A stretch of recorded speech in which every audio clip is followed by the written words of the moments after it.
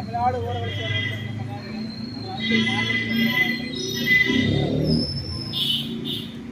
தமிழ்நாடு ஊரக வளர்ச்சித்துறை அலுவலர் சங்கம் தமிழ்நாடு ஊரக வளர்ச்சித்துறை அலுவலர் சங்கம் உயிரட்டும் உயிரட்டும் உயிரட்டும் உயிரட்டும் வானில் நம்படி உயிரட்டும் உயிரட்டும் உயிரட்டும் உயிரட்டும் உயிரட்டும் மக்கள் வீசி பறிக்கட்டும் தமிழ்நாடு ஊரக வளர்ச்சித்துறை அலுவலர் சங்கம் தமிழ்நாடு ஊரக வளர்ச்சித்துறை அலுவலர் சங்கம் தமிழ்நாடு ஊரக வளர்ச்சித்துறை அலுவலர் சங்கம்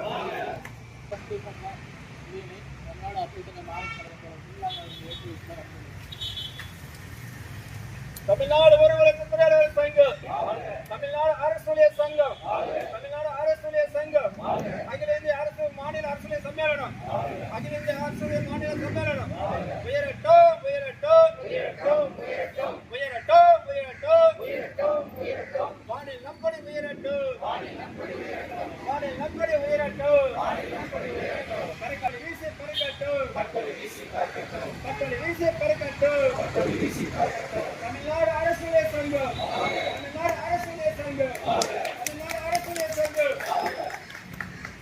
வணக்கம்.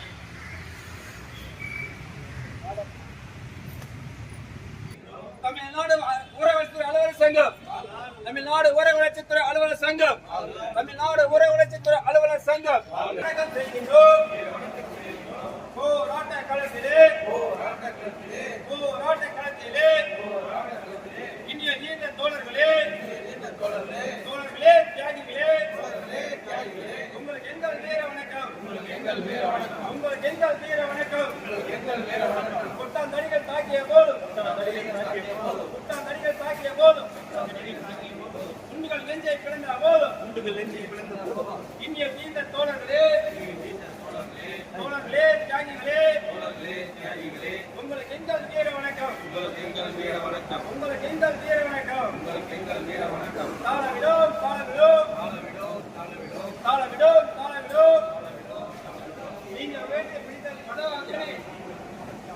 நீங்கள் வைத்து பிடித்த பதவாகினே தாளவிடும் வீர வணக்கம் வீர வணக்கம் வீர வணக்கம் வீர வணக்கம் வீர வணக்கம் செய்கிறோம்.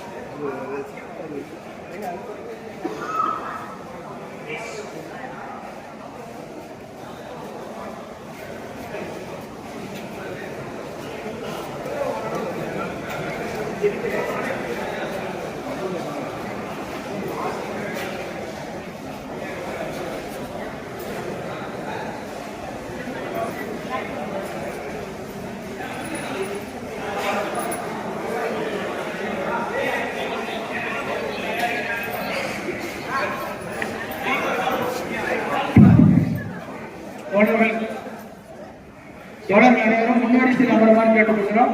மகளிர் வலதுபுறமாகவும் ஆடவர் இடதுபுறமாக அமர்ந்து கேட்டுக்கொள்கிறோம். மகளிர் வலதுபுறமாகவும்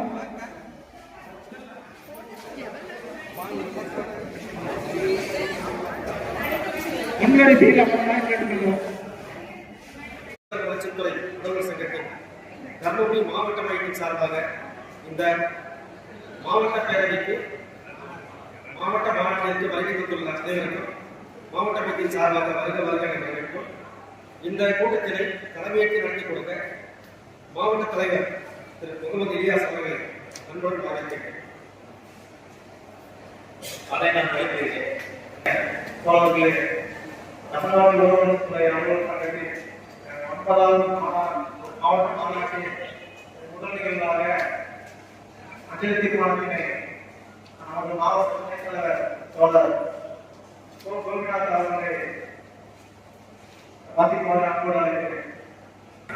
முதற்கட்டமாக அஞ்சலி தீர்மானம் நிறைவேற்றப்படுகிறது. தீர்மானத்தை முழுவதுமாக முடித்தவுடன் அஞ்சலி செலுத்துமாறு அன்போடு கேட்டுக்கொள்கிறேன். நாம் பெற்று வந்த உரிமைகளும் சலுகைகளும் மற்றவர்கள் கிடைத்துவிட்டது என்ற குறிக்கோளை அடையாளமாகவும் அதற்காக தன்னை அர்ப்பணித்துக் கொண்ட வாழ்க்கையில் வெண்மையை நிறைந்த நாட்டை போராடி நீடித்த தியாகிகளுக்கு அஞ்சலி செலுத்துவோம்.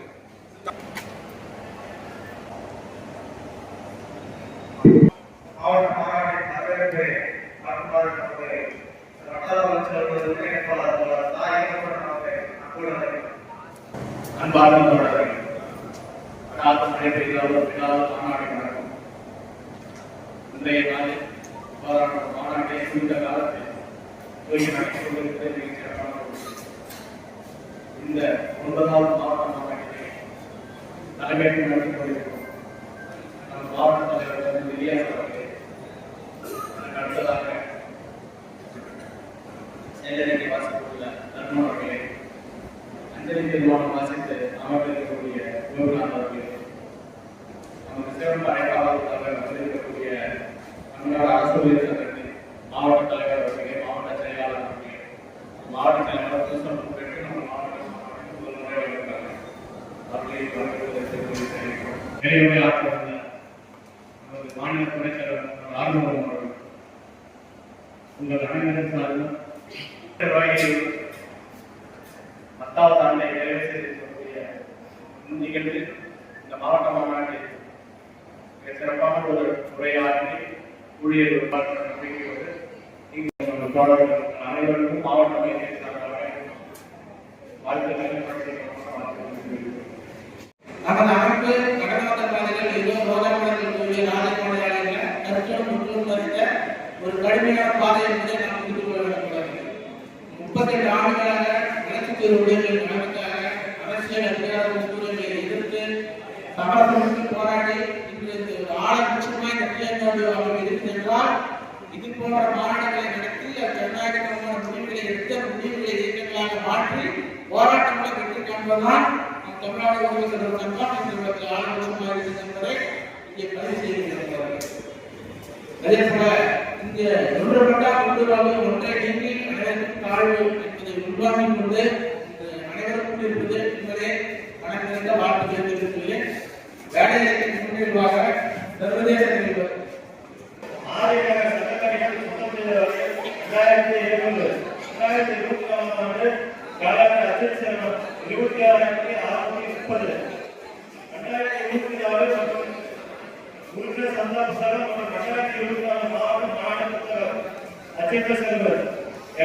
2050 சென்னை பெருந்தூர் முன்னாடி செல்வம் 15,220.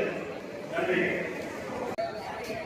இந்த மாநாட்டிற்கு சகோதரிகள் அதிகமாக வரப்பட்டுள்ளது மிகவும் குறைவாக இருக்கிறது. எங்கள் காலத்திலெல்லாம் மிக குறைவான வகை வந்திருந்தாங்க. இப்போது மிக அதிகமாக இருக்கிறார்கள். அனைவரும் கிட்டத்தட்ட முழுமையாக நிறைவேற்றப்பட்டுள்ளது என்பதை கண்டு நான் மிக்க மகிழ்ச்சி அடைகிறேன். தற்போது தமிழ்நாடு மாநிலத்தில் ஆட்சியாளர்களை எதிர்த்து ஒரு அறிக்கை சங்கம் நமது சங்கம் மட்டுமே என்னுடைய அனுபவத்திற்கு இதுவரை எந்த சங்கமுமே ஒரு எதிர்ப்பு குரலே எதிர்த்து எடுத்ததில்லை. நம்ம சங்கம் மட்டும்தான் எதிர்த்து அதுக்கு ஒரு அறிக்கையோ இல்லையோ செயல்பாடு இருக்கு. இந்த கடந்த இந்த ஆட்சியாளர்கள் ஒவ்வொரு முறையும் இந்த ஆய்வு கூட்டங்களை எதிர்த்து பல்வேறு பிரச்சனைகளை தெரிவித்துக் கொண்டிருக்கிறோம். அதை எதிர்த்து அவர்கள் மாறுபட்டவே இல்லை. தமிழ்நாடு ஊரக வளர்ச்சித்துறை அலுவலர் சங்கம் என்று சொன்னால் தருமபுரி மாவட்டத்தினுடைய என்ன இலக்குகள் மாநில மையம் சொல்லுகிறதோ அதை முன்னணியாக முடிக்கக்கூடிய முதன்மையான ஒரு மாவட்டமாக தருமபுரி மாவட்டம் இருக்கும். கடந்த காலங்களிலே நம்முடைய சங்கம் தனக்கென்று ஒரு புதிய கட்டிடம், தனக்கென்று ஒரு ஆர்டி நகர் என்பதை உருவாக்கி இருக்கிறது. இதெல்லாம் எந்த ஒரு துறை சங்கம் செய்யாத மகத்தான சாதனை. அதோடு மட்டுமல்லாது மத்திய அரசாங்கம் தூய்மை பாரத இயக்கம் என்று ஒரு ஆரம்பிக்கிறதுக்கு முன்னாடியே நம்முடைய மாநில துணைத் தலைவர் தருமபுரி மாவட்டத்தினுடைய மாவட்ட செயலாளராக இருக்கின்ற பொழுது அதே தருமபுரியிலே அந்த தூய்மை பணி என்கின்ற இயக்கத்தை அறிமுகப்படுத்தினார். அதற்கு பின்னால் தான் இந்த தூய்மை பாரத திட்டமே இங்கே வந்தது. அதோடு மட்டுமல்லாது நம்முடைய சங்கம் நம்முடைய ஊழியர்களுடைய கோரிக்கைகளுக்காக மட்டுமல்லாது பொதுமக்களின் நலன் சார்ந்த பிரச்சனைகளுக்காகவும் அனைத்து விதமான முன்னெடுப்புகளையும் மேற்கொள்ளும் என்பதற்கு எடுத்துக்காட்டாக நாம் 50 தீர்மானங்கள் வைத்திருந்தாலும் கூட முதல் 3 தீர்மானங்கள் எடுத்து பார்த்தீர்கள் என்று சொன்னால் பொதுமக்களின் நலன் சார்ந்த கோரிக்கைகளை தான் நாம் இங்கே வைத்திருக்கிறோம். அதற்கு பின்னர்தான் ஊழியர் நலன் சார்ந்த கோரிக்கைகளை நாம் வைத்திருக்கிறோம் என்ற நேரத்திலே நான் தெரிவித்துக் கொள்கிறேன் தொடர்ந்து.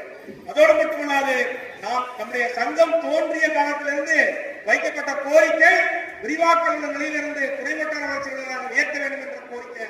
அந்த கோரிக்கையும் நாம் போராடி பெற்றிருக்கிறோம். இன்றைக்கு ஒவ்வொரு வட்டார வளர்ச்சி அலுவலகத்திலும் 9 துணை வட்டார வளர்ச்சியாளர்கள் நவக்கிரக நாயகர்கள் மாறி வந்துட்டு இருக்காங்கன்னா அதற்கு காரணம் தமிழ்நாடு ஊரக வளர்ச்சித்துறை இலவசம் என்பது நேரத்திலே மறந்துவிடக்கூடாத தொடர்களே. அதே போல இன்றைக்கு விடுபட்டு போன துணை வட்டார வளர்ச்சிகள் பணியிடங்கள் நம்முடைய மாவட்டத்திலே கூட முரப்பு ஊராட்சி ஒன்றியத்திலே துணை வட்டார வளர்ச்சிகள் சத்துணவு பயணம் விடுபட்டு போயிருந்தது. அதுபோன்ற மாநிலம் முழுக்க விடுபட்டு போன துணை வட்டார வளர்ச்சிகள் பணியிடங்கள் எல்லாம் வந்து நம்ம போராடி பெற்றுக் கொடுத்த அமைப்பு தமிழ்நாடு ஊரக சங்கம்.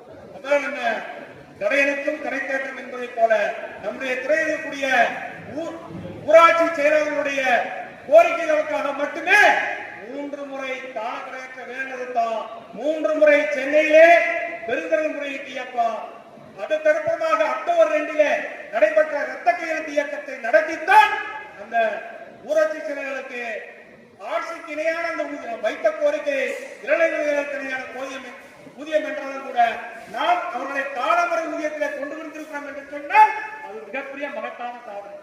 சத்துணவு கூட எங்களை கேட்கிறாங்க, நீங்க எல்லாம் ஊராட்சி செயலர்களுக்கு அலுவலக உதவியாளர்களிலிருந்து பஸ் ஸ்டாண்ட்ல இருந்து டெப்டில இருந்து பிடிஓல இருந்து ஊராட்சி செயலர் வரைக்கும் எல்லாரும் சேர்ந்து போராடி இன்னைக்கு நீங்க வாங்கி கொடுத்துட்டீங்க. ஆனால் 40 ஆண்டு காலமாக நாங்கள் போராடி கொண்டிருக்கிறோம், இன்னும் நாங்கள் காலமுறை ஊதியம் பெறாமல் இருக்கின்றோம், எங்களையும் அவங்களோட சேர்த்துக்கீங்களா அப்படின்னு கேட்கக்கூடிய ஒரு சூழ்நிலையில் தான் இன்றைக்கு சத்துணவு ஊழியர்களும் இருந்து கொண்டிருக்கிறார்கள் என்ற நேரத்திலே தெரிவித்துக் கொள்கிறேன். இன்றைக்கு நாம் பெற்றிருக்கிற அத்தனை உரிமைகளும் நாம் போராடி பெற்ற உரிமைகள் தான் என்பதை நேரத்திலே தெரிவித்துக் கொள்கின்றேன். அதோடு மட்டுமல்லாது தமிழ்நாடு ஊரக வளர்ச்சி அலுவலர் சங்கம் நம்முடைய மாவட்டத்திலே 10 ஆண்டுகளாக தொடர்ச்சியாக ரத்த தான இயக்கத்தை நாம் நடத்தியிருக்கின்றோம். இதுபோன்று பல்வேறு மக்கள் சார்ந்த விஷயம் இன்னைக்கு கூட பாத்தீங்கன்னா அப்படித்தான் இன்னைக்கு தமிழ்நாடு ஊரக வளர்ச்சி அலுவலர் சங்கம் 37 ஆண்டுகளாக வேற எந்த சங்கத்துக்கும் இந்த பேர் கிடையாது. 37 ஆண்டுகளாக தொடர்ச்சியாக அமைப்பு செயல்பட்டுக் கொண்டிருக்கிறார். அது தமிழ்நாடு ஊரக வேற யாருக்கும் கிடையாது. போராட்டம் எதுவும் கிடைக்காது, போராட்டம் எதுவும் நினைக்காது. நாம் தாயுடைய வயிற்றிலே கருவாயிருக்கும் பொழுது நம்முடைய போராட்டம் தொடங்குகிறோம். தாயின் வயிற்றை எட்டி உடைத்துத்தான் நாம் வெளியே வருகிறோம். நீ உதவின்னு சொன்னா நீ போனோம்னு சொல்லி அங்கே தூக்கி விசாரிக்கிறோம். அவர்கள் உறவும் போதுள்ள கலவை ஆட்டி கொண்டுதான் உறங்க வேண்டும், இல்லை என்று சொன்னால் பிணம் என்று சொல்லி தூக்கி எரிந்து விடுவார்கள். கவனமாக பார்க்கிறார்கள். அன்று திட்டங்கள் பல்வேறு அறிவிக்கிறார்கள், நிதி ஒதுக்கவில்லை, அத்துமணம் வேணாங்கிறாங்க. கூகுள் மீட், வாட்ஸ்அப் மீட் எல்லாம் சொல்றீங்க. அது சமாளிக்கணும். எப்படி சமாளிக்கணும்? என்ன செய்யப்பட்டால் சரியா செய்யணும். முடியாத முடியாது. உலக தொழிலாளர்களும் போராடி கட்டுப்படுத்த அந்த 8 மணி நேர உழைப்பு, 8 மணி நேரம் ஓய்வு, 8 மணி நேரம் உறக்கமிட்டால் இன்றைக்கு அத்தனை தூக்கி எடுத்து அடிக்கலாக்கி இன்னைக்கு போட்டி செய்திருக்கிறார். அந்த நிலைமை மாற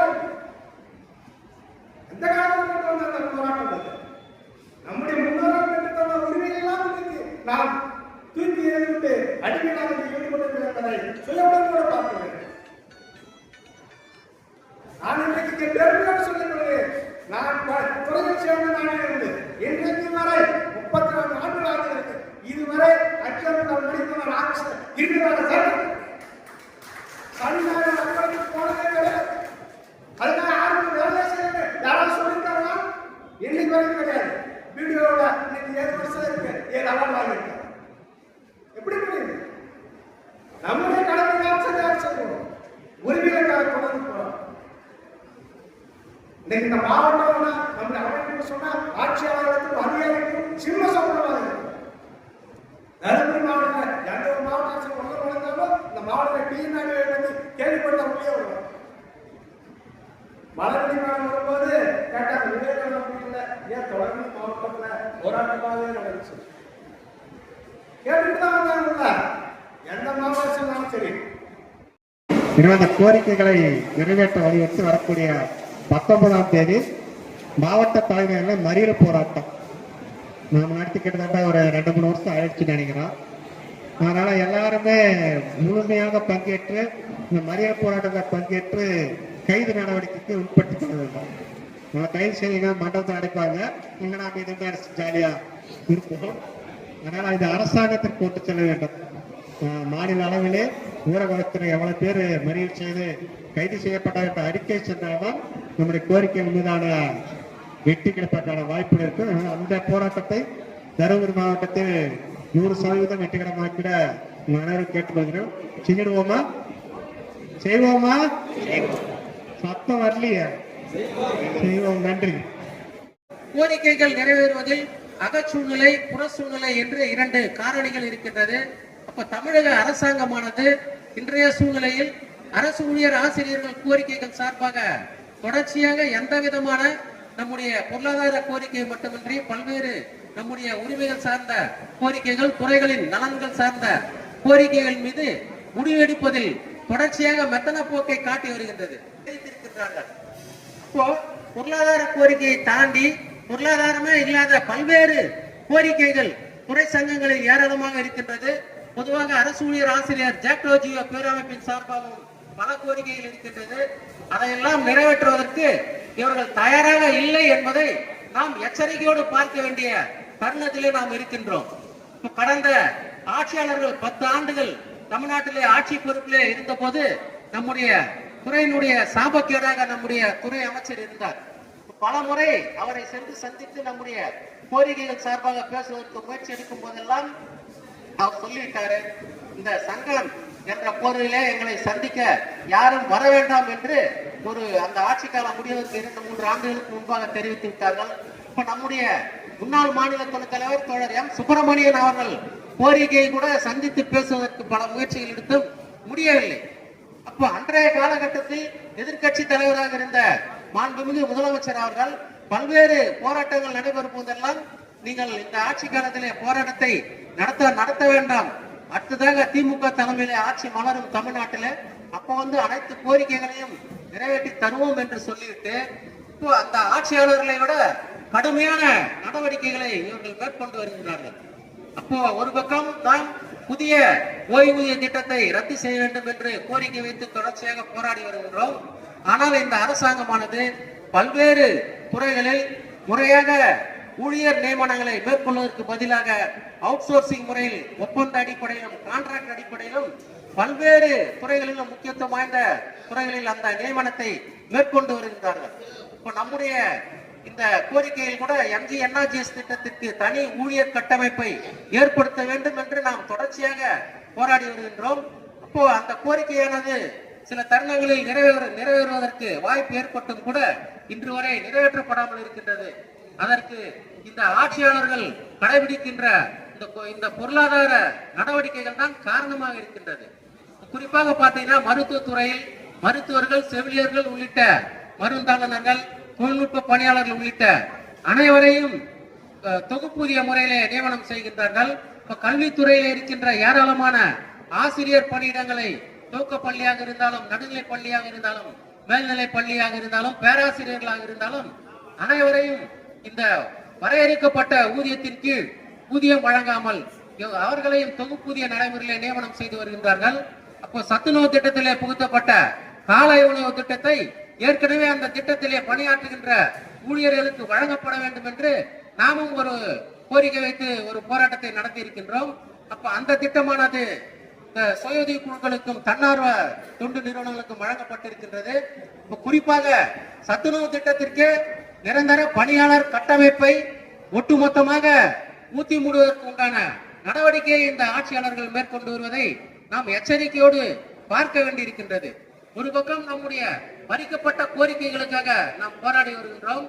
மறுபக்கம் இந்த ஆட்சியாளர்கள் இது அரசு ஊழியர் என்ற ஒரு கட்டமைப்பை முழுவதுமாக சிதைப்பதற்கு உண்டான நடவடிக்கைகளை இவர்கள் கூச்சநாச்சமின்றி மேற்கொண்டு வருகின்றார்கள். அப்ப நாம கடந்த காலங்களை விட மிகுந்த எச்சரிக்கையோடு நம்முடைய பணியிடங்களை பாதுகாப்பதற்கும் எதிர்காலத்திலே அனைத்து காலி பணியிடங்களை அதே வரையறுக்கப்பட்ட ஊதியம் பெறுகின்ற முறையிலே நியமனம் செய்வதற்கும் மிகப்பெரிய போராட்டங்களை முன்னெடுத்து செல்ல வேண்டிய நிலையில் இருக்கின்றோம் என்பதை நாம் உணர்ந்து கொள்ள வேண்டும். அடுத்து